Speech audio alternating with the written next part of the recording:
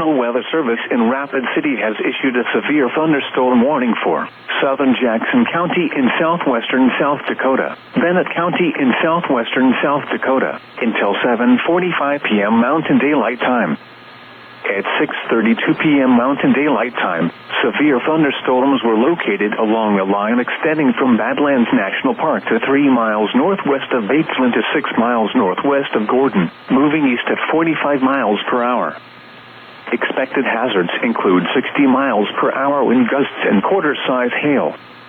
This is a radar-indicated threat. Impact, hail damage to vehicles is expected. Expect wind damage to roofs, siding, and trees.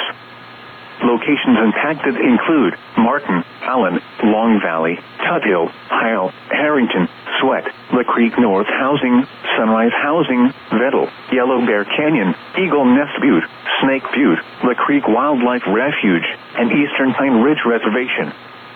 For your protection, move to an interior room on the lowest floor of a building.